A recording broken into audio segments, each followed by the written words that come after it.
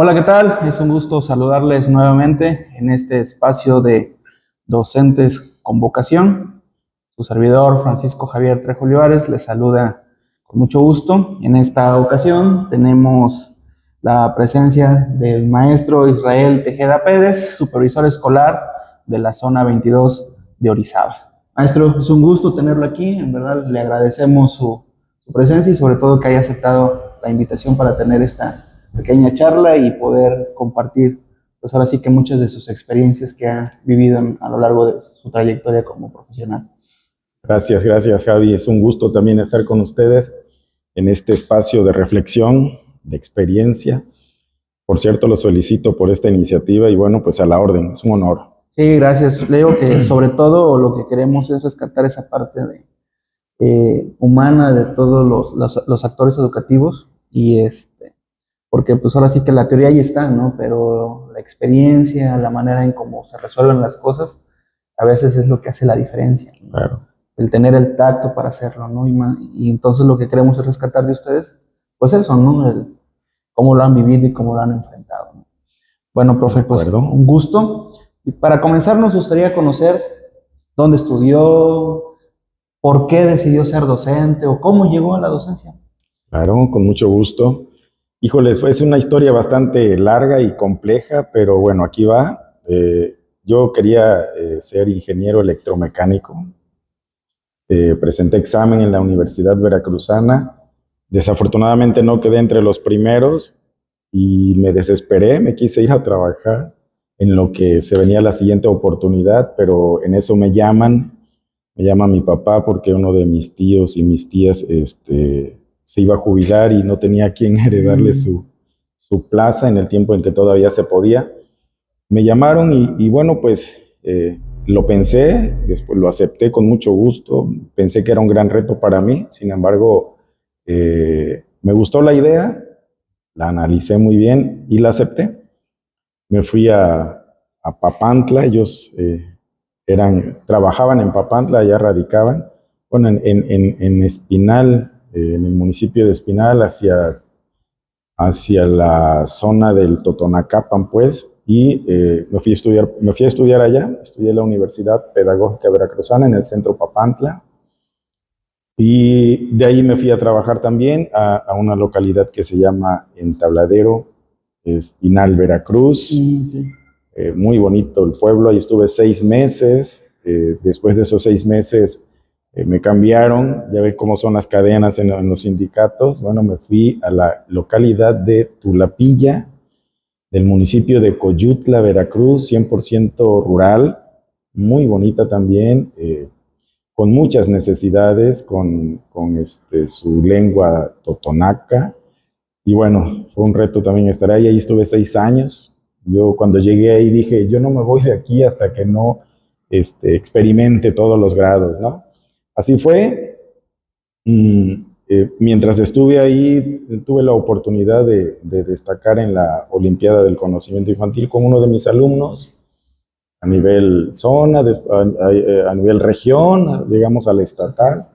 Y en eso se da el cambio nuevamente, después de esos 6 años, a la localidad de Entabladero y me vuelven a dar sexto grado, volvemos a destacar en la Olimpiada. Entonces, después de estos logros, me invita a la supervisión escolar 033 de Espinal para que les apoye a ellos, ¿no? Con dar cursos y talleres, y antes los cursos y talleres pues eran en contraturno o los sábados.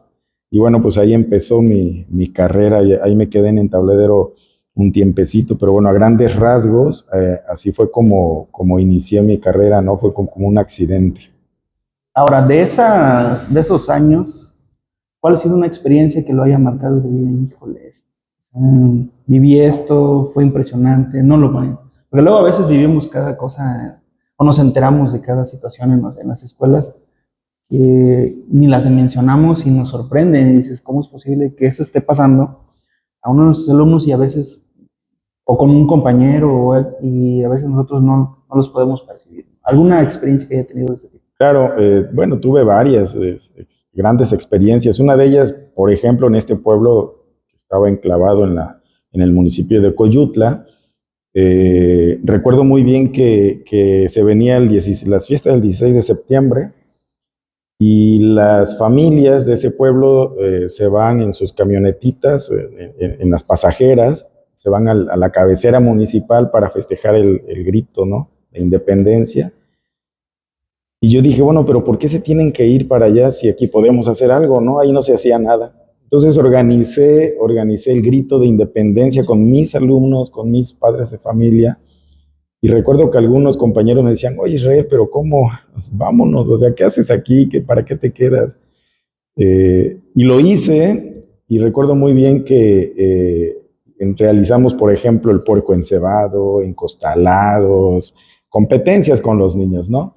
Y veía cómo la gente que iba para esa cabecera municipal, al ver cómo estaba de bueno el ambiente y las competencias, el palo encebado, el puerco encebado, imagínate, el que cargaba el puerco se lo quedaba, ¿no? Veía cómo brincaban de las camionetas pasajeras para ya no irse al grito, ¿no?, sino quedarse ahí con nosotros.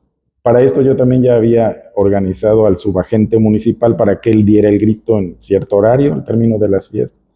Total que fue un éxito muy rotundo, muy bonito, una experiencia increíble con nuestros niños sobre el aprendizaje de toda esta parte de la historia, ¿no? Y de darle valor a identidad a la fiesta de los mexicanos, sobre todo en su comunidad. Y bueno, al otro día en el desfile del 16, pues todo el mundo hablaba de eso, ¿no? Entonces mis compañeros también se enteraron, los de la secundaria, los de la primaria, los del preescolar, y oye, todo el mundo habla de ese evento, ¿no? Felicidades, en la próxima nos quedamos contigo. Es una experiencia padrísima, que ahorita que me preguntas me hiciste recordar, ¿no?, en ese pueblo. Y ahí solito yo como maestro, ¿no?, organizando esto. Eso te puedo decir por el momento. Sí, de hecho, a veces cuando uno tiene esas ideas, ¿no?, que dice, vamos a hacerlo, y ¿en serio? ¿De veras? Digo, sí, pues, o sea, no pasa que nos digan que no, digo, pero pues, si no lo intentamos, pues no vamos a saber si esto puede resultar o no puede resultar. Porque muchas veces, digo, también hay mucha gente que tiene ideas y dice, pero no las hace. Digo, nada más se quedan ahí y a veces muchos opinan, dicen, y se puede hacer. Digo, bueno, no. Digo, pero cuando nos atrevemos a salir de esa parte, ¿no?, de la zona de confort y atrevernos, a veces nos podemos llevar gratas sorpresas, ¿no? Y sobre todo eso, ¿no?, la sinergia que se genera de una idea, cómo se van sumando las demás personas. Sí, ayudar al pueblo, ¿no?, a la gente, a los niños, a los que no pueden salir de ahí, y que ellos lo vivan. Digo, recuerdo el subagente, ¿no?, muy emocionado al dar el grito, y en el kiosco, un kiosco ahí, y todos los que estábamos ahí participando afuera, abajo, pues gritando, ¿no?, apoyando ahí. Al otro día el palo encebado, como nadie pudo ganar amaneció de lado porque todos pensaban que el dinero estaba ahí arriba, ¿no? El dinero lo teníamos acá guardado. O sea, fue una emoción y un aprendizaje muy, muy significativo. Sí, sobre todo, y de esas cosas uno se también, ¿no?, para ese crecimiento profesional más adelante es así de, pues hay que hacerlo, ¿no? Claro. Las experiencias de decir, en un momento hice esto y funcionó. Aunque también, ¿no?, hay cosas que luego a veces no resultan, pero pues de esto se trata, ¿no?, de intentar hacerlo, fallar, volver a intentarlo, y como maestros, el que nuestros alumnos también o las comunidades vean que nosotros podemos hacer diferencia, claro, ayuda mucho, ¿no? Era como si ahorita fuera planeado un proyecto, ¿no? Así fue más o menos. Fíjate, proyecto. Así lo diseñamos con nuestros alumnos y con los padres de familia y de mi grupo. Y bueno, creo que sí funcionan muy bien, pero bueno, esa... Sí, no, la verdad. Ahora, profe, ¿alguna experiencia, ahora vamos a hacer la otra parte, que diga, híjole, esta sí, porque también de las cosas a veces, del error o cosas también se aprenden. Algo que también haya habido una experiencia no tan grata, pero que también le haya dejado algún aprendizaje en esos años. Sí, pues hay muchas experiencias, no sé, por ejemplo, ahorita en la función supervisora, esto del levantamiento de las actas por alguna situación de incumplimiento de los maestros, ¿no?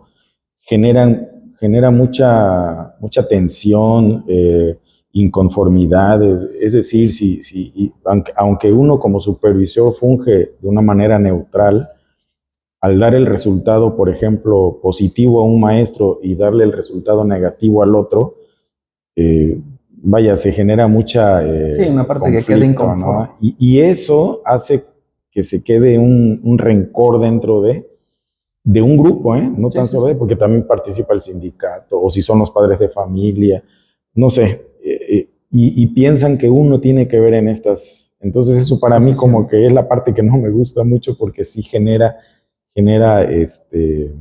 división, rencor, ya no se actúa con la misma confianza entre ellos, ¿no? Y bueno, esa parte es la que a mí, yo te pudiera decir ahorita, es la que no me ha gustado. Otra de ellas es, por ejemplo, cuando quiere uno regularizar algunas situaciones con los docentes y que el sistema te lo exige, las autoridades superiores. Eso también, decirle a un maestro, sabes que este no es tu centro de trabajo. Tienes que regresarte a esta comunidad de donde saliste hace 10 años, 5 años, porque no te puedes regularizar. Eso también es complejo, genera también tensiones, pero ¿por qué? Mis derechos, etcétera, ¿no? Y pues uno como autoridad también tiene que cumplir con las indicaciones superiores, ¿no? Son las experiencias complejas, ¿no? Hay muchas, pero estas son las que considero que duelen más. Sí, sobre todo porque como supervisores es asumir unas responsabilidades, ¿no? Y las cuales pues hasta cierto punto se tienen que cumplir, ¿no? Y a veces la otra parte dice, se va más por pensar que la persona es la que me quiere afectar, y no pensar en que es la función, la que me estoy realizando mi trabajo, no es lo que tengo que hacer, es la indicación que recibí, por lo tanto pues tengo que darte un veredicto, porque es lo que yo tengo que hacer. Esas son las difíciles. Otra experiencia como docente en aquella localidad donde estuve trabajando, en la época de lluvias, recuerdo que fui a trabajar en el 99, no sé si recuerden ese huracán, no recuerdo cómo se llamaba. Bueno, pues me quedé encerrado en la localidad. Yo viajaba todos los días de la localidad de Tulapilla a la localidad de Entabladero, y en Entabladero radicaba mi esposa con mi hija. Entonces yo tenía que regresar, me agarra la lluvia, crecen los arroyitos, se pusieron increíbles, no pude salir, toda la noche llovió, toda la noche hubo aire fuerte, feo, y yo pensando también en mi familia, ¿no? Porque allá donde vivíamos también es un lugar donde se inunda mucho por el río Necaxa. Bueno, la experiencia que les platico es porque al otro día tempranito salí preocupado con un grupo de personas del pueblo que también querían salir. Recuerdo que los cerros, los caminos, los caminábamos resbalándonos. Después llegamos a una localidad donde teníamos que atravesar un vado con el río crecido.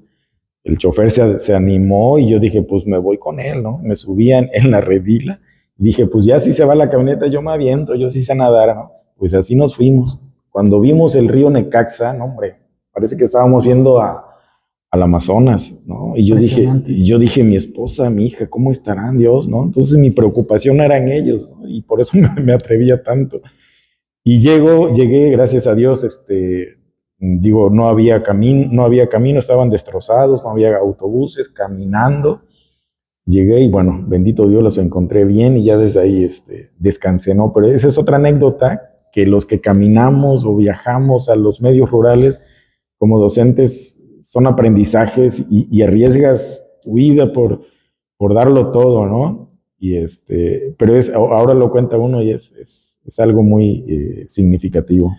Sí, también en esa parte la comparto porque yo trabajé hace más 15, 17, 16 años en Zongolica, y era maestro unitario, y en donde me dejaba el camión, pues tenía que caminar casi 40 minutos más o menos, y era subir y bajar, ¿no? Y era pesado, o sea, el primer día que llegué, recuerdo perfectamente, me bajo y empiezo a caminar y me encontré a una señora, le digo, oiga, disculpe, ¿Huistla? Me dice, ah, sí, aquí a la vuelta, me dice. Camino y a la vuelta y nada. Y sigo caminando y me encuentro una casita solita, le digo, disculpe, Huistla. Ah, sí, ya casi llegan. Y lo mismo, avanzo y nada. Dije, bueno, pues ¿hasta dónde está esto? Ya cuando por fin veo al final una recta y Y ya pregunto, sí, aquí es, me dice. Y todo esto tengo que caminar todos los días. Exacto. Y también, ¿no? Es vivir esa experiencia. Yo siempre les digo a mis compañeros docentes de mi zona escolar, donde más aprendí fue en esa escuela unitaria. Porque es impresionante vivir muchísimas cosas, desde las carencias, pero desde esa carencia, el cariño, la calidez de la gente, Claro, los niños, claro. También lo que uno da de más, pues por ayudarlos, también por motivarlos a que su futuro de vida puede ser diferente Claro. al que ellos están viviendo. Y sin duda, yo les digo, es la parte que más valoré, ¿no? De hecho, hubo un tiempo que trabajé en la UPB y yo le decía a la directora, le decía, creo que deberíamos enviar a todos los practicantes a escuelas multigrado. Porque ahí se aprende mucho, Leo, mucho. Se valora. Se valoran muchas cosas, Leo, y esa experiencia, cuando ya pasan a una escuela completa, ya les ayuda mucho, Leo. Aunque la escuela completa es otro contexto también, el que se aprende, Leo, pero en escuelas multigrado deja un aprendizaje impresionante. Así es, se aprende mucho. En las comunidades se aprende muchísimo, ¿no? De todos. Ahora, a lo largo de su día, de toda esa trayectoria, ¿usted cómo ha visto el cambio del sistema educativo? ¿Cómo lo ha vivido? ¿Cómo lo ve? ¿Ya cuántos años de servicio tiene más? Ya voy a cumplir 27. 27. Ya en estos. Entonces, si digo que tengo 19, ya he vivido varias reformas y varios cambios. Como usted dice, a mí también todavía me tocaron los cursos en sábados y en contraturnos. Entonces, cuando ahorita luego escucho mucho, pero ¿por qué? Dicen, pues yo iba en sábados y ahí estábamos, y eran presenciales, ni siquiera nos daban la oportunidad. Lo virtual ni existía, ¿no? O en la tarde. Entonces, ¿usted cómo ha visto esta parte de...? Híjoles, yo creo que todo es como en la vida, todo es un proceso, son etapas. En las reformas anteriores han existido buenas propuestas. Sin embargo, considero que sí nos han afectado un poco. ¿En qué sentido? A ver, quienes deciden los modelos educativos son personas de algún grupo, como por ejemplo la OCDE, ¿no? O ideas que vienen de los países poderosos, de los grupos hegemónicos, y ellos dictan qué se debe de enseñar, qué se debe de aprender. Y no puede ser que no esté tan mal eso, el detalle está en que no está contextualizado. Y eso es lo que yo he visto en este transitar de mi experiencia de las reformas educativas. Y bueno, te digo, tienen lo bueno y tienen lo no tan bueno, porque también los maestros pudiéramos innovar, ¿no? Y contextualizar. Sin embargo, ahora con este transitar o con esta propuesta educativa de la nueva escuela mexicana, yo me he profundizado un poquito en ella. He realizado por ahí algunos diplomados. Ahorita estoy estudiando un posgrado y considero que es una propuesta muy buena porque nos dan la oportunidad a los maestros de poder hacer nuestro programa analítico. Es decir, construir un nuevo currículum contextualizado, considerando las necesidades nacionales, como los contenidos, los PDA, pero adaptados, ¿no?, a las necesidades. Y sobre todo que dan la oportunidad también al maestro de ser autónomo y de generar en los alumnos, a través de los proyectos, a través de las problemáticas, de los estudios de casos, pues mentes críticas, ¿no? Es decir, ¿cómo resolverías esto? ¿Cómo investigarías o cómo propondrías tú para que ya no hubiera, por ejemplo, acoso escolar aquí en el grupo? Y al darse esos debates, esas oportunidades, los alumnos en verdad construyen, ¿no? O desarrollan habilidades del pensamiento más profundas, no se quedan en el puro concepto, en los puros conocimientos. Y eso a mí me ha gustado. Aparte de que se le da el valor a las famosas epistemologías del sur. Es decir, a Paulo Freire, por ejemplo, ¿no? Él es uno de tantos. donde considera que las personas se pueden emancipar a través de la palabra, a través del diálogo, a través del análisis, a través de tantas cosas. Y valorar lo que tienen en su contexto, es decir, no tan solo lo que han dictado que es conocimiento, sino que aquí también, pues vamos a investigar la manzanilla, por decir así, ¿no? ¿Qué es y para qué es y por qué la usaban nuestros antepasados? Y al considerar estos nuevos conocimientos que los niños también valoran y construyen, bueno, pues también son válidos, de hecho se usan mucho, ¿no? Pero como no están posiblemente registrados por un grupo académico, pues no los hacen válidos. Y ahora aquí es la gran oportunidad. Entonces, a mí me gusta esto. El detalle está en que hay que conocerla para implementarla, porque, pues, como ahí están los libros, pues se compra una guía a veces, Sí, ¿no? sí, sí. O se sigue trabajando como nos dijeron que se debería de trabajar, ¿no? Hace mucho tiempo. Y decía por ahí Juan del Val, dice, podrán venir muchísimas reformas, pero si no las hacen suyas, si no las conocen, si no las implementamos, pues no sirven de nada, ¿no? Sí, de hecho, la parte ocupamos esa parte, ¿no? De todos hablamos de la feria como nos va en ella, ¿no? Pero a veces hay quienes hablan cuando ni siquiera fueron, ¿no?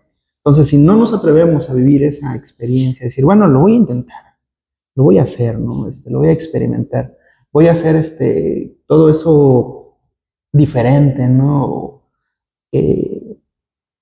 Tratar de que mis alumnos vean una diferente versión de mí, ¿no? O sea, como docente platicamos esa parte de la reflexión, ¿no?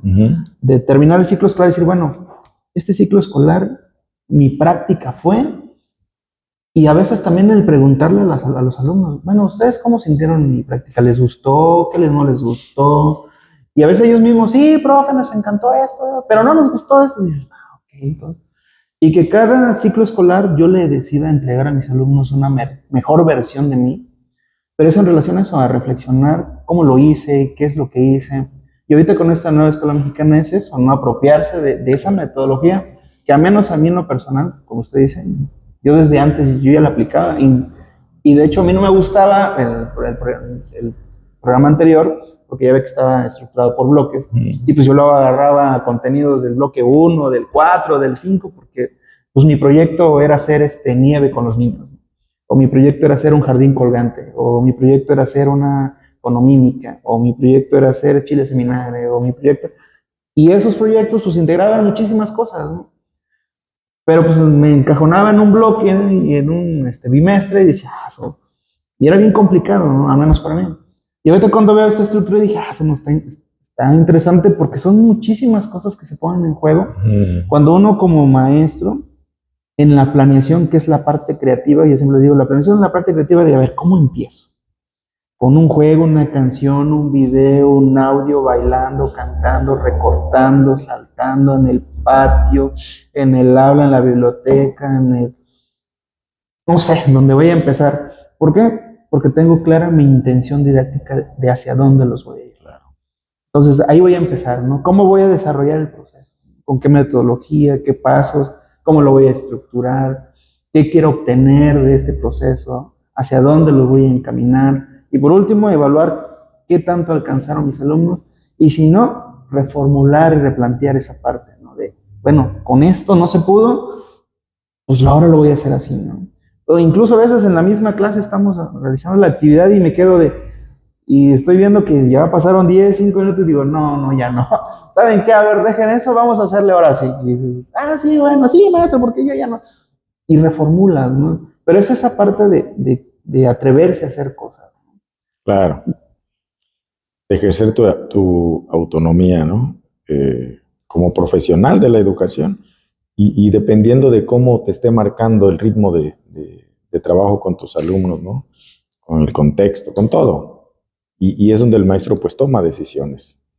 Sí, de hecho, lo platicaba con mi supervisor escolar, la importancia del profesionalismo, la ética y la pasión con la que uno hace las cosas. Claro. Porque cuando uno tiene eso, tú ves la manera en cómo, incluso a veces vienes, aquí quienes nos ven a dejar mentir a algunos maestros, vienes viajando y vienes pensando, híjole, ¿cómo le hago? Es que Juan no hizo esto y esto, lo otro, o ya vienes pensando qué vas a hacer el día de mañana. no, pero si lo hago así no va a funcionar y así. Todo el tiempo estamos pensando en cómo mejorar esa parte. Es Y es eso el correcto. gusto, ¿no? La pasión nos lleva a hacer cosas, como usted dice, ¿no? Hacer la diferencia del resto, a disfrazarnos, a bailar, a cantar, a hacer hasta lo gestionar, buscar, hasta poner de nuestra bolsa, porque los niños estén contentos Claro, y ver esa cara de maestro, no se vayan, cuando a veces hay un cambio de centro de trabajo, ¿no? O cuando se acaba el ciclo escolar, ¿qué grado va a dar? Es que yo quiero que va a dar clases, ¿no? Y, y eso es a veces la parte gratificante que tenemos en esta parte. Pero sí es mucho, como usted dice, atrevernos, claro. experimentarlo. Pues el mundo se creó por la imagen, por las ideas, ¿no? Entonces el maestro se imagina con base a la problemática, al tema, al contenido, etcétera. Y bueno, de ahí se va construyendo el proyecto, la clase, las acciones. Sí, y sobre todo porque, pues, al menos ahorita en la coyuntura actual estamos viendo cómo también hay una redefinición de la estructura global, económica, política, y pues todo eso también o sea, impacta la vida Claro, social y cultural de un país, ¿no? claro. Si yo les preguntara ahorita, por ejemplo, eh, ¿dónde estamos? ¿En qué mundo estamos a nivel global, no? Global. Híjoles, estamos con las tecnologías, con la era del individualismo, es decir, estamos en la familia y comiendo, por ejemplo, y cada quien está en su celular. Estamos como matrimonio en la recámara y cada quien con el celular. Nada más para que nos demos una idea de dónde estamos. Ya, si hablamos de inseguridad, ¿qué no me pueden decir, no? Estamos con un gran reto de inseguridad. Si pudiéramos hablar, no sé, del deporte, de muchas cosas, estamos mal también, ¿no? No hacemos, no caminamos, de la alimentación, de la contaminación, que no les puedo decir de la contaminación, digo, los ríos contaminados, el agua muy escasa, los incendios, el exceso del frío, o sea, el cambio climático. ¿Y quién lo está provocando? Nosotros. Entonces, la pregunta es ahora, ¿qué vamos a hacer? ¿Hacia dónde queremos ir? Que ese es el perfil de egreso, ¿no? Entonces, pues hay que formar alumnos con mentes críticas, que reflexionen y que digan, creo que yo tengo que colaborar para no contaminar. ¿Y cómo? Pues no sé, quizás no contaminando, no tirando agua, regando plantas, etcétera, ¿no? Entonces, digo, si nosotros nos preguntamos todo esto, de ahí podemos partir con nuestros alumnos, ¿no? Buscando qué problemáticas viven en este contexto y incluso de las inquietudes. Pero bueno, más o menos así. Sí, y fíjese que de eso también lo platicamos, ya ve que tuvimos la sesión del Consejo Técnico, en donde precisamente hablamos de esa parte de las narrativas, todos, ahora sí que analizamos nuestras. Pero decimos, bueno, ya analizaste, ya identificaste, ¿y qué vas a hacer? O sea, para que esto tenga un efecto, es ver el acto, ¿no? Decir, bueno, voy a tomar una decisión. Ya identifiqué que mi práctica docente es tradicionalista o tengo una rutina que ya mis alumnos ya hasta se la saben porque lo dicen, ah, sí, el maestro llega, pasa lista, se sienta, dice, saquen su libro, o sea, ya hasta ellos saben la dinámica de la sesión. Pero si ahora reflexionaste y dices, ahora sí como dice la canción, hoy voy a cambiar, ¿no? Y es eso, a veces el pasito que nos está haciendo falta, ¿no? Pues lo voy a hacer, lo voy a intentar, ¿no? O sea, sí vivimos, como usted dice, en un contexto con muchas necesidades, con muchas dificultades, pero creo que sí podemos hacer algo. Claro. O sea, desde la actitud, el simple hecho de recibir a nuestros alumnos, hola mi amor, buenos días, ¿cómo estás? Pásale, corazón, y órale a todos, ¿no? Tratarlos con cariño, estableciendo los límites que se deben de establecer. Desde ahí el alumno llega a la escuela y dice, ah, me reciben con ganas, ¿no? A diferencia de simplemente, apúrale que se te hace tarde, órale, ¿qué estás esperando? ¿No? Entonces, desde ahí ya me están recibiendo de esa manera. Entonces, esas cuestiones impactan en esta parte y son muy importantes. Y como usted dice, ¿en dónde estamos ahorita? Y también como maestros tenemos la responsabilidad de estar informados cómo se mueve toda esa parte, porque nuestros alumnos luego a veces nos preguntan, profe, ¿y usted cómo ve la situación que está pasando entre ahorita entre China y Estados Unidos. Y si no tienes esa información, hay quienes te dicen, me informo, mañana te digo, pero hay quienes dicen, no lo vas a entender. Pero pues el niño si hace las preguntas es porque tiene curiosidad. Son curiosidades. Y les decía, ¿no? A veces subestimamos la inteligencia de los niños. Sin embargo, a veces nos sorprenden. A menos a mí me pasó cuando tenía quinto, sexto grado, cuando les planteaba algún problema, yo tenía mis soluciones, ¿no? Decía, no, pues los procesos, tengo 3 procesos. Y cuando venían o me los presentaban, y me salía uno con uno muy diferente y les decía, pues, ¿cómo le hiciste? Decía, mira, así, así. Dijo, oye, está bien, ¿no? Y te sorprendía. Le digo, no, pues muy bien. Algo que desde esa perspectiva yo no lo había visto, ¿no? Entonces, eso también es súper, súper interesante, cómo los alumnos también nos muestran o nos pueden ayudar también. Claro. Al menos ahorita yo lo he visto con mi hijo, muchas cosas que me dice y que maneja y términos que yo luego desconozco y digo, a ver, ¿eso de qué se trata? ¿No? Pues así. Y un día salió, cuando lo vi estaba ahí sentado con su tablet, sus legos. Digo, ¿qué haces? Me dice, estoy haciendo un stop motion. Digo, ¿qué es eso? Y ya, cuando vi, me dice, mira, y digo, oye, qué interesante. Dije, él solito agarró, puso a verse tutoriales y él así están nuestros niños. Y entonces, muy adelantados. Muy exactamente, ¿no? ¿Qué ofrece la escuela? Entonces ahí vamos a esa parte, profe. En este momento, ¿usted qué ha visto que sean los retos de esto que estamos viendo, de cómo los alumnos están viviendo en otro contexto? Tan solo no sé si ahorita ha visto una serie muy famosa, que está en Netflix, que se llama Adolescencia, de cómo marca esa parte de cómo los alumnos se relacionan por las redes sociales y que muchas veces como adultos no las vemos. Entonces, ¿usted cómo ve esa parte de qué retos o desafíos presentan las escuelas en este contexto actual con los alumnos? Híjoles, reitero que estamos en la era, decía Zygmunt Bauman, de la modernidad líquida.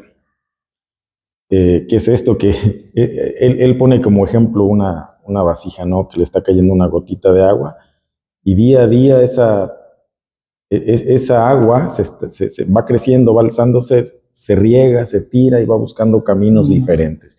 Pues así dice que estamos los jóvenes de hoy en este mundo, en la modernidad líquida, que ahorita dicen que toman este camino, pero de repente busca como el agua otro camino y otro camino. Entonces estamos en un mundo o en una era muy compleja.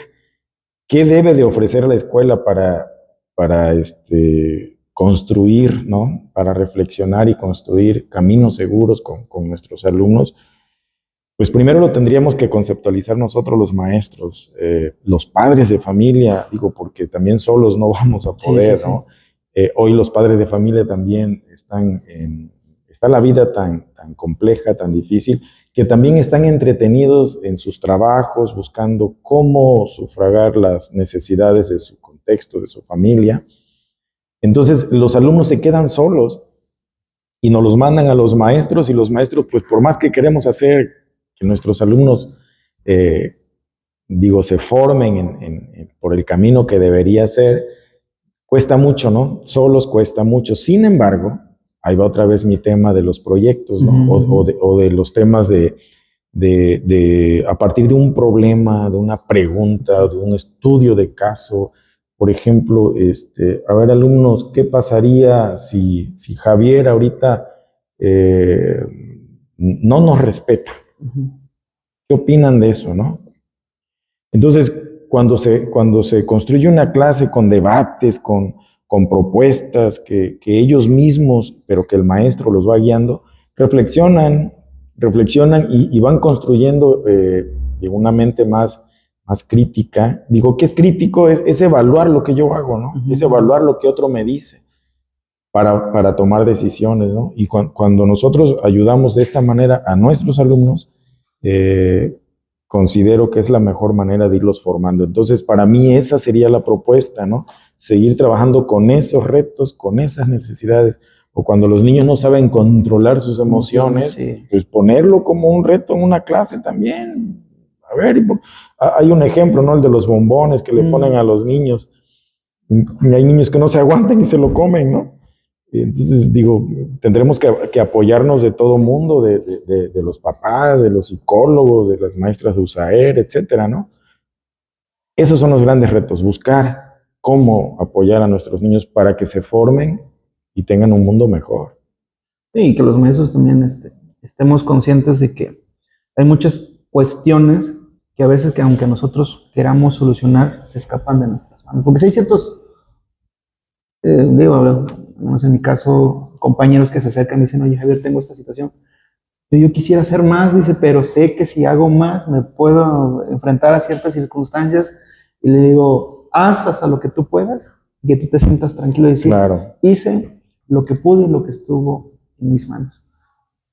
Que te dé esa tranquilidad, Leo, porque va a haber padres, va a haber padres de familia que te van a permitir dejarse ayudar, pero va a haber otros que te van a decir que no. Entonces, tratar de buscar la manera de ayudar a todas esas personas. Mucho diálogo.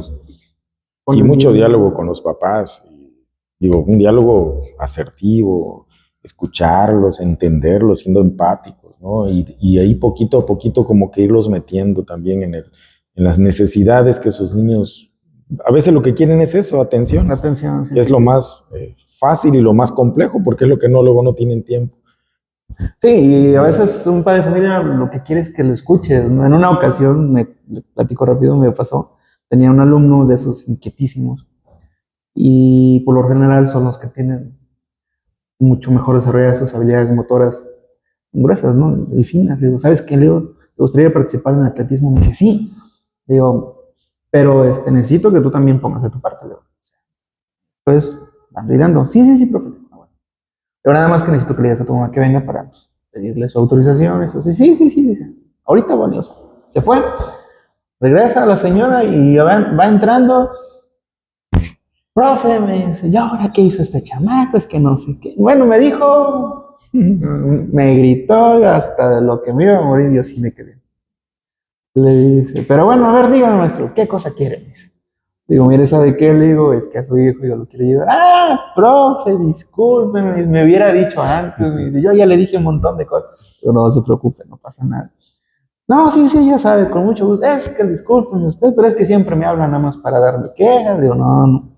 Bueno, no, la vida siempre es así. Me dice, pero lo que bueno, que tenemos que tener a veces también esa parte de tacto y empatía, de entender que a veces la gente está viviendo cosas que uno no dimensiona, ¿no? No. Que si yo hubiese sido otra persona y hubiese reaccionado de otra manera, algo grande, ¿no? Cuando lo más importante en eso era que el alumno fuera a participar en atletismo. Difícil, pero así pasa. Y cuesta mucho trabajo, sí. Muchísimas cosas, ¿no? Ahora, como viendo precisamente esa parte de, como usted dice, ¿no? Lo que vive en las escuelas, ¿usted de qué manera ayuda a sus escuelas a la actualización, al acompañamiento, al seguimiento? ¿De qué manera se acerca a ellas? ¿O es distante? O como dicen por ahí, mi jefe decía ayer, más territorio, menos escritorio, o sea, porque pues en esta diversidad hay de todo, ¿no? Entonces, claro. ¿Cómo es su trabajo en esa parte como supervisor escolar con el acercamiento con sus escuelas? Sí, es una estrategia muy, muy bonita la que yo trato de hacer. Digo, no sé si al menos para lo que yo considero es buena, ¿no? Primero, con los directores, trabajo en los consejos técnicos, ¿no? Temas relevantes o dedicados al currículum. Con ellos reflexionamos, hacemos temas de mucha profundidad, de mucho debate, y le damos énfasis a lo académico, más énfasis a lo académico. Es decir, cuando un director, cuando un supervisor está actualizado en los temas pedagógicos, por lógica va a poder orientar a sus maestros, ¿no? Sobre esos temas, sobre cómo implementar, o cómo conocer y cómo implementar el currículum. Entonces nos enfrentamos a eso, o esos temas trabajamos con los directores. Con los maestros hacemos las famosas comunidades profesionales de aprendizaje, eso hacemos en nuestra zona. Es decir, en una sesión convoco a los maestros de la fase 3 y 4, en otra a los de la 4 y la 5 y así, ¿no? Y trabajamos, antes le llamaban academias a estas formas de trabajo, y trabajamos temas sobre la estructura del currículum, sobre los proyectos, sobre la evaluación formativa, Esas son las estrategias que usamos con ellos. Y aparte le damos seguimiento a los consejos técnicos escolares, es decir, nos metemos a las aulas donde están sesionando ellos, escuchamos, los entrevistamos, les preguntamos cómo van, cómo entienden esto y cómo entienden aquello, ¿no? Y con base a ese diálogo y a esa escucha activa, a ese trabajo entre pares también, siendo así entre iguales o en una relación horizontal, no de jefe a una relación horizontal, nosotros detectamos sus necesidades y con base en esas programamos talleres con ellos también en la escuela o en las propias comunidades profesionales de aprendizaje. Entonces, más o menos esas son nuestras estrategias en la zona donde yo trabajo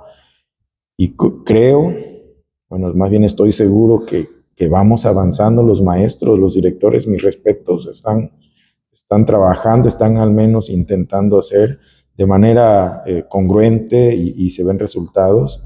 Hoy fui, por ejemplo, a una escuela a visitarla y me encuentro con que estaban en una reunión los dos grupos de primero, mostrándoles la conclusión de un proyecto a sus papás, ¿no? Y las maestras estaban incluso caracterizadas del tema, ¿no? Los niños también, los niños exponían y bueno, fue una fiesta pedagógica muy hermosa, escuchaba los aplausos de los papás, ellos ni sabían que yo estaba ahí. Entonces están están conociendo, implementando a través de las comunidades profesionales de aprendizaje el currículum. Sí, sobre todo la importancia de fortalecer el liderazgo pedagógico desde las figuras. Que el reconocer que los docentes reconozcan que su supervisor, su ATP, cuando se acerca a ellos más que como una parte fiscalizadora, es alguien que está dispuesto a ayudarles, a escucharlos, porque a veces también ellos necesitan ser escuchados, decirle, oye Javier, bueno, en mi caso, así me dicen, oye Javier, ¿cómo le hago? Así, mira, Leo, ¿qué quieres hacer? No, pues esto, mira, puedes hacerlo así, así, así, así. Ok, gracias, ¿no? Pues, o a veces hasta ellos ya tienen la respuesta, luego, ¿y qué quiere? ¿Y qué vas a hacer? Me dice, mira, pues así está bien. Sí, ¿verdad? Digo, sí. Entonces, esa parte también, como se dice, de no ver tanta la línea de mi jefe y docente, sino el acercamiento, como lo platicábamos con la maestra Irma en la entrevista anterior, de la parte humana, ¿no? De que también somos seres humanos y que necesitamos ese acercamiento de poder escucharnos, de saber que... Y aprendemos de ellos también. O sea, no creas que nada más vamos a decirles más o menos cómo, no. Compartimos ellos a nosotros, nosotros a ellos. Sí. Yo también esa parte, como dice, como tengo varios de los grupos multigrado, tengo dos, y veo cómo ellas, las coordinadoras, generan toda ese actividades desde juegos, actividades, digo, mira nada más, ¿no? O sea, cosas que al menos en mi caso ya tengo 10 años que dejé de estar frente al grupo y digo, no me acordaba de eso. A veces digo, oye, sí es cierto, qué interesante.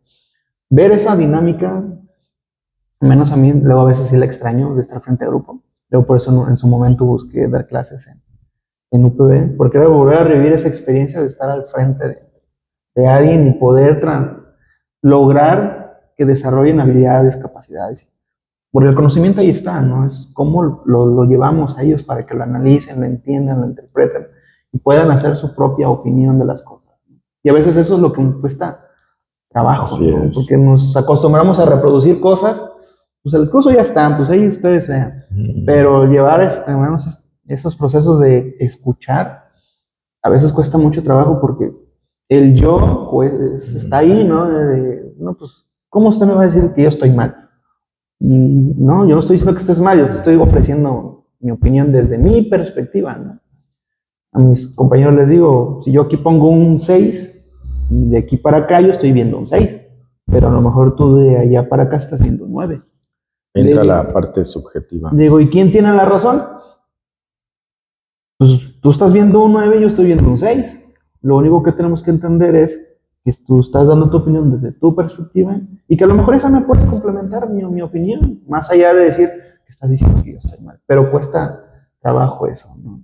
Y muchas veces cuando se quiere uno acercar a las escuelas es eso, ¿no? Decir, pues es que nada más vienen a ver qué hacemos mal. No, simplemente es acercarnos, que ellos sientan que no están solos y que... En nuestra zona creo que hay mucha cultura ya sobre eso, ¿no? O sea, ya no se espantan, al contrario, les da gusto que los vayamos a visitar. Sí. Es una cultura ya muy consolidada y porque saben que no vamos a fiscalizar, vamos a colaborar, vamos a servirles, ayudarles, apoyarles, ¿no? Estar con ellos en estos procesos de cambio del currículum, hay que estar con ellos. Y eso también ayuda mucho a la integración, al menos nosotros también lo vemos en nuestra zona, porque tenemos esa dinámica de también de visitar mucho las escuelas, de que se genera ese sentido de pertenencia, de somos la zona, la identidad, ¿no? De identidad, de decir somos parte de, todos nos apoyamos, todos nos entendemos, así como aprobamos las cosas buenas, también a veces hay que tener la inteligencia para aceptar las críticas y decir, ok, sí, esto estuvo mal, esto no sé, podemos mejorar esto, aquella otra cosa. Y también, a veces, mi jefe, y en mi caso luego vamos por la calle y nos gritan los niños, adiós, profe, o padres de familia, hasta luego, profe, le digo, eso es de la comunidad tal, eso es de la comunidad. ¿Por qué? Porque nos ven seguido, ¿no? O donde sea nos conocen, ¿no? Y eso también ayuda mucho a esa parte, ¿no? De la integración como zona escolar. Y es muy padre ir llegando y, ya llegó el supervisor, ya llegó el guardia técnico, porque ya nos ubican, ¿no? Porque estamos ahí presentes en todo momento con ellos, ¿no? Ahora, profe, desde esta parte del acercamiento, como usted dice, de la función, ¿qué relevante es que el supervisor tenga una actualización constante?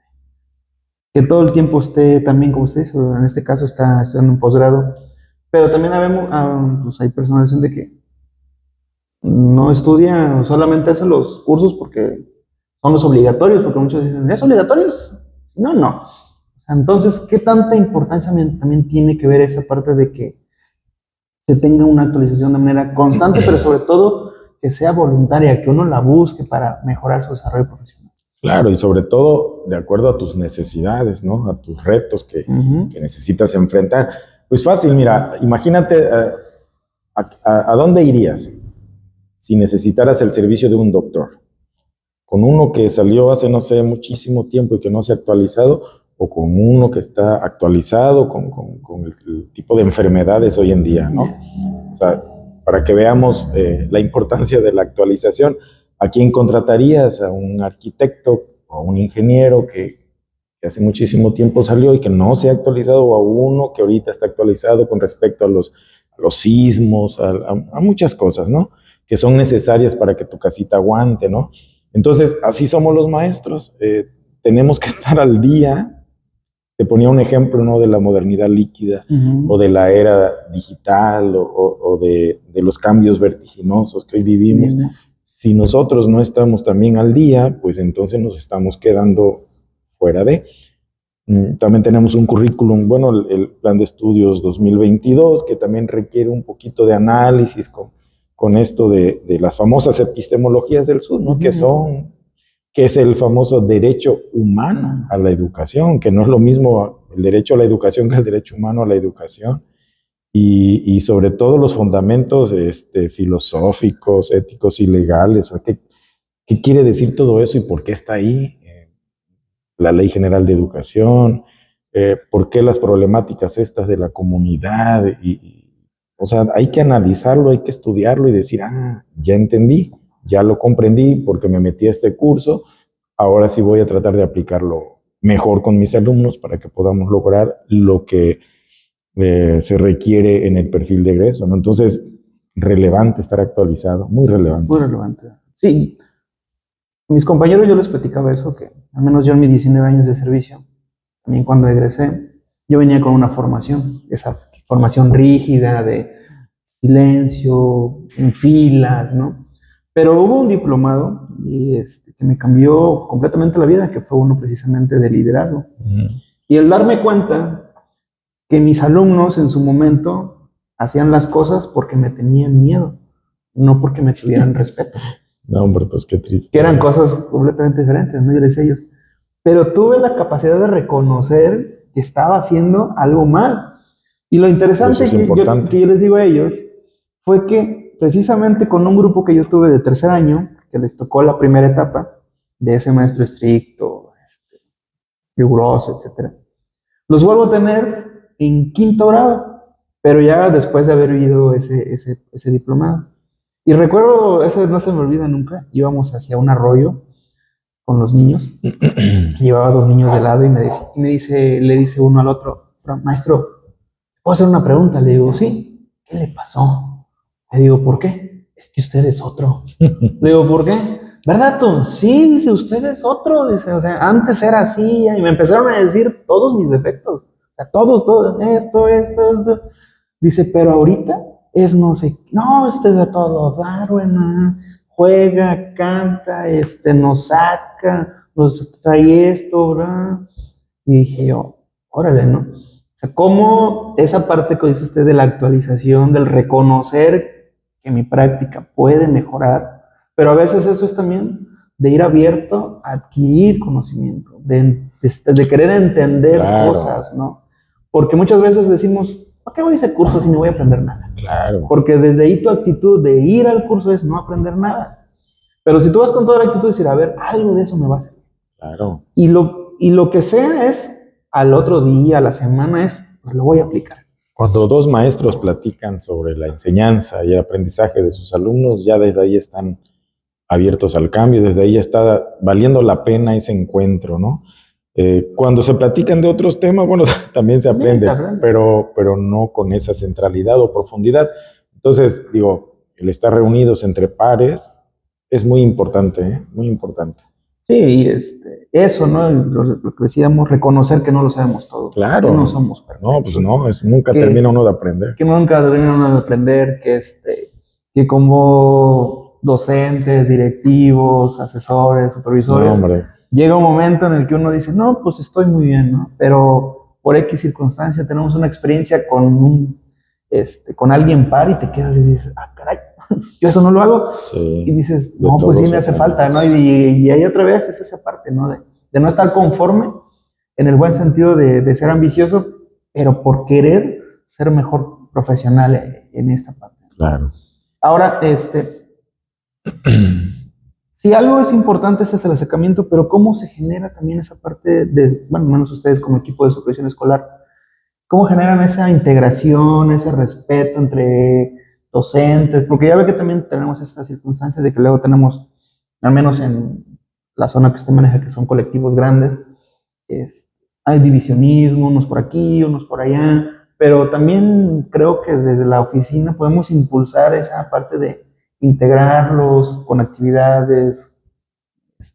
No todos son, ya lo platicamos con mi jefe, no todos son cursos, profe. No. A veces también es importante la parte social de traerlos a la oficina. ¿Y de ahora qué? Pues nada más, los invitamos porque hoy va a ver esto. ¿De veras, profe? Sí. Ah, no, pues qué bueno, ¿no? Porque dije, ahora otra vez trabajo, ¿no? O sea, pero ¿usted cómo lo trabaja? Nosotros hacemos convivencias, ¿no? Deportivas, por ejemplo, hacemos la convivencia del voleibol mixto. Yo le pido a la supervisora o supervisor de educación física que organice el encuentro en una escuela o en un centro deportivo y cada escuela es mixto para que todas las escuelas participen, es decir, no nada más los varones o por separado las maestras, ¿no? Sino que en equipo mixto echamos, por decir así, la reta de voleibol ese día, organizamos varias canchas, de manera simultánea jugamos todos, después se van sacando las finales ahí mismo, se pone muy bueno el ambiente, hacemos antes una activación física, un baile con toda la zona, y al término del encuentro deportivo del voleibol, digo voleibol porque es el que, aunque las maestras o los maestros digan, es que yo no sé, no importa aquí, aunque le pegues, con eso ya gritas y ya sacaste ya te emocionaste, ¿no? Y bueno, es una experiencia tremenda. Al término de ese, convivimos con la comida, con la música ahí mismo, ¿no? Entonces nos saludamos, jugamos, gritamos y aparte degustamos. Y esa experiencia ha sido muy buena, ha tenido un impacto y eso nos ha generado identidad, nos ha generado que nos conozcamos entre escuelas, entre colectivos. Y la otra, bueno, es que también hacemos nuestra posada en diciembre y han sido también bastante interesantes, muy nutridas, de mucha diversión, de verdad, te lo digo con honestidad. Y eso también nos ha unido y luego nos dicen, ¿por qué no hacemos en mayo también? ¿O por qué no hacemos con calma? Porque todo es complejo, es difícil, ¿no? La organización. Ajá, son grandes retos. Y la otra es, en las comunidades profesionales de aprendizaje, ahí mismo los maestros generan identidad. Porque a mí me toca sentarme con el compañero maestro o maestra de primer grado de otra escuela, ¿no? Y hacemos equipo, los de segundo, etcétera, ¿no? Y eso también, yo no la conocía, ya me gustó lo que aprendí con él, fuimos a comer juntos en el receso. Entonces, estas formas de convivir nos han servido mucho. Hemos hecho también conferencias con especialistas, por ejemplo, vino Irma Fuenlabrada, hemos traído a Lepe, Enrique Lepe, y así a otros en un salón grande, por ejemplo, y eso también ha ayudado a que aprendamos, convivamos y conozcamos, ¿no? entre colegas.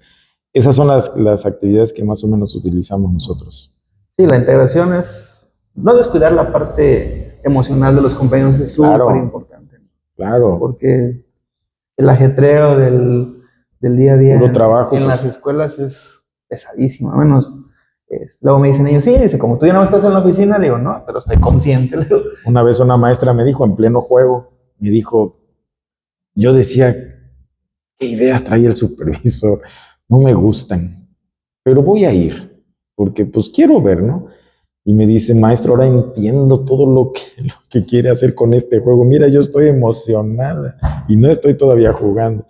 Entonces, digo, es una experiencia de cómo se rompe el hielo, se vive, se convive, se disfruta y se construye la identidad de la zona, del maestro. Y nosotros en nuestra zona realizamos un acantonamiento, que son estaciones de juego con los maestros de educación física y después una convivencia. Y esa parte también, cada año ya es, pues estamos checando la agenda y es ya el acantonamiento, ¿cuánto? Nosotros, no, creo que este año no va a haber, no, puede, mire, profe, puede quitar todo menos el acantonamiento. Claro. Porque es esa parte, ¿no? Como usted dice, ¿no?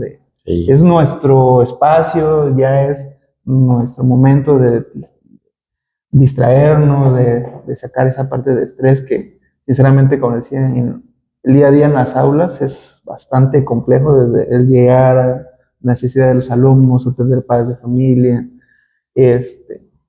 circunstancias, imprevistos, toda esa parte que tiene que ver con la dinámica de la escuela, que sí agota esta parte. Y al menos ahorita que ya estamos cercanos a las vacaciones, muchos dicen, ya falta un día, ya falta menos, ya vámonos.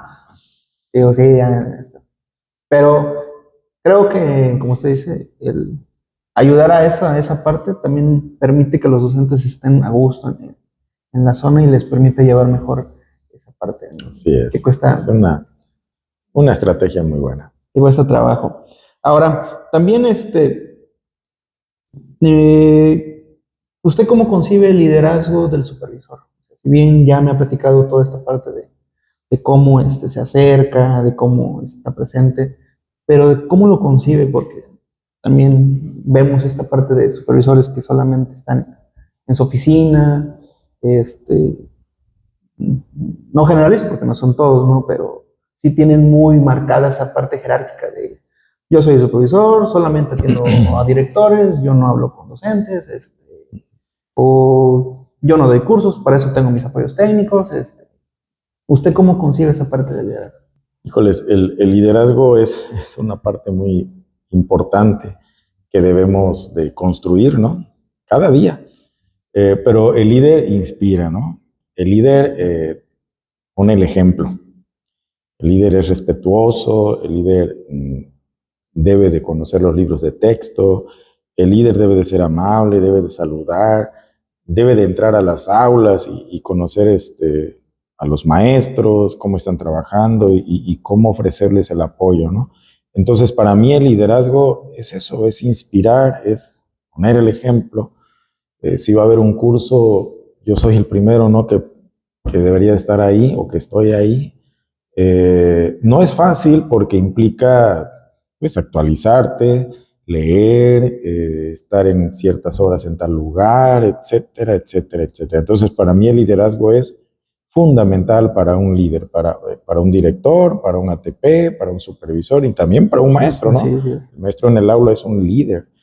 Entonces, construirlo implica, pues, ir paso a pasito.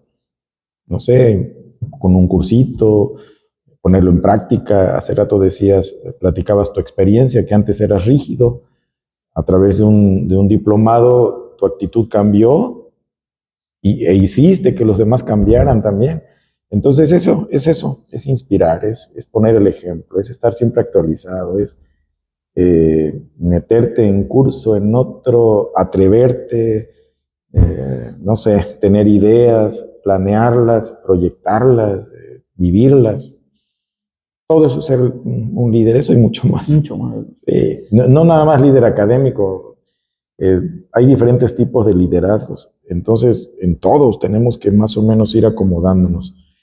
Y eso de estar en la supervisión, vaya a ser un líder administrativo, pues es bueno también porque pues hay que conocer de todo y hay que también, si no haces un trámite administrativo, pues no le pagan a los maestros, ¿no? Sí. Sin embargo, el énfasis está en lo académico, está en las escuelas, está en el acompañamiento, en los talleres, en los cursos, incluso interactuar con los padres de familia, que eso también es una tarea muy importante de un líder, porque ellos te dicen más o menos cómo está la escuela, qué le duele, qué críticas hay, si los maestros se llevan o no se llevan, o si su hijo está aprendiendo o no está aprendiendo. Entonces, es moverse en todas las áreas, ¿no?, del sistema educativo. Sí, y sobre todo esa parte también es ese ejercicio voluntario de reconocer y decir, me quiero construir, porque a veces podemos tener un grupo de personas que viven una misma experiencia. 10 personas, por así decirlo. Las 10 personas obtuvieron la misma experiencia, formativa o no sé. Y sin embargo, solo 2 decidieron que esa experiencia los marcara y los otros 8 dijeron nada. Pasa el tiempo y esos 2 avanzaron y el resto dicen, ¿pero por qué ellos? Porque estuvieron en un mismo punto, vivieron la misma experiencia, pero esos 2 decidieron hacer esa diferencia que el resto no. Entonces a veces también esa parte de ir construyendo liderazgo, también el querer, el observar, estar al pendiente de qué sucede en mi entorno, Claro. de quiénes me rodeo. Claro. Yo tengo bien claro, tengo muchos ejemplos, ¿no?, de muchas personas que me han marcado, pero recuerdo mucho al maestro, al doctor Felipe Torres Salazar, que está en la dirección general, que era mi supervisor hace 19 años en Zongolica. Y recuerdo que íbamos a unos eventos deportivos y no habían hecho la fosa de salto de longitud. Y todo el mundo viéndose, y cuando veo que agarra la pala y empieza a hacer el hoyo, dije, mira, ¿no? O sea, el supervisor, o sea, no nada más está esperando a que solucionen, ¿no?, sino también es esa parte. Es el primero que entra en eso. Así es. Yo, por ejemplo, te pudiera decir de la película de Invictus, de Mandela, que bueno, que uno de los, de Nelson Mandela, ¿no?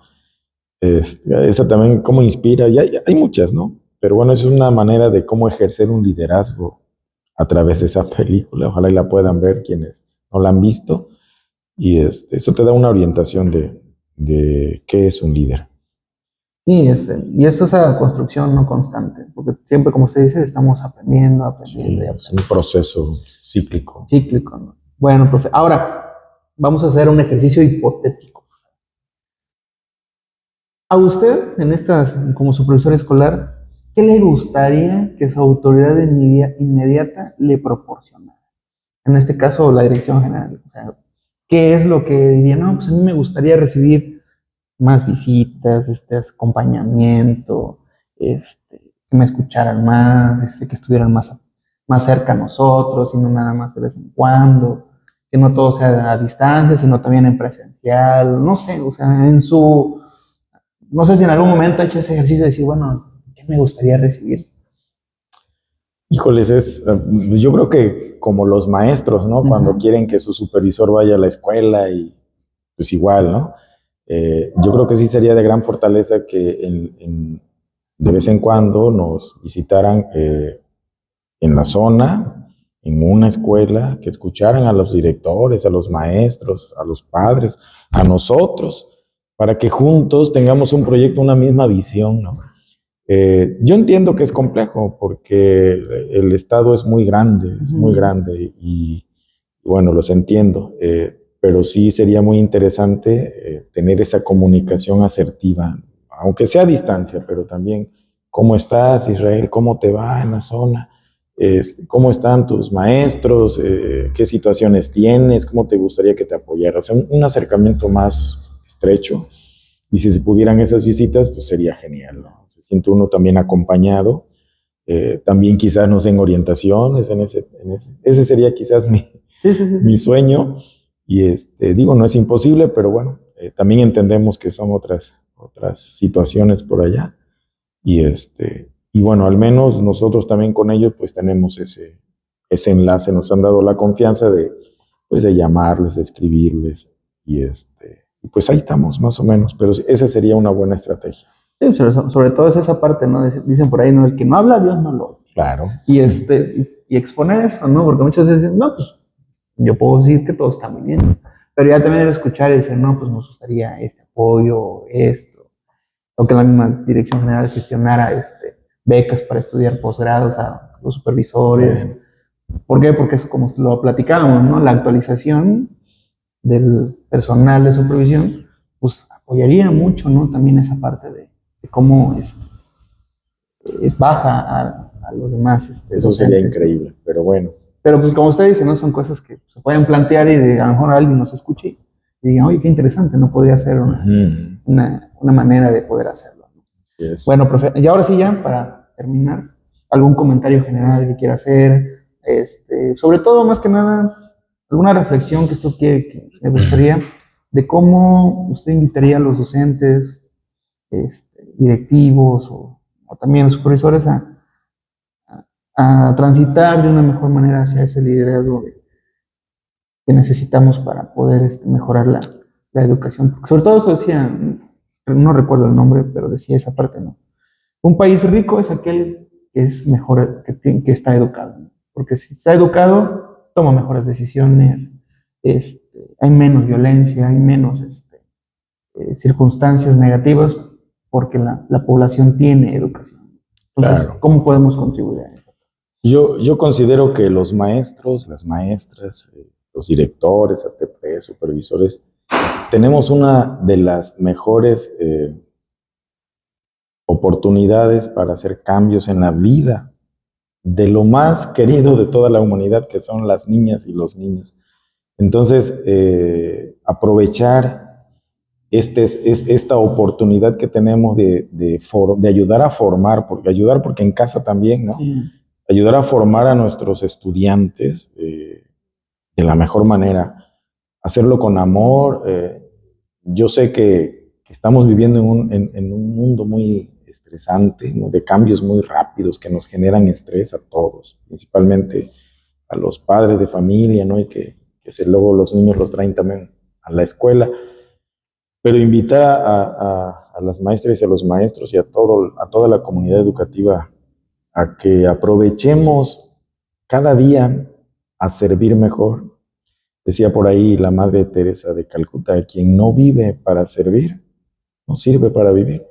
Entonces, todos los días ir con esa idea, con ese optimismo y hacerlo. Porque también, por ejemplo, yo viajo todos los días, ¿no? Y si voy y me quedo sentado en el escritorio, pues no, ¿verdad?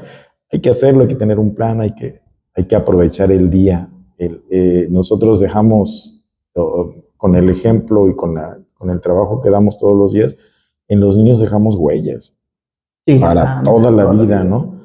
Entonces, seguir aprovechando esto es lo que yo pues, les pudiera decir, ¿no? Creo que es lo más valioso, aprovechar nuestra función, nuestro espacio de trabajo y hacerlo con amor, con entusiasmo y como bien decías, ahí viene el maestro y qué bonito, ¿no, hombre? Ese es el mejor pago de la vida.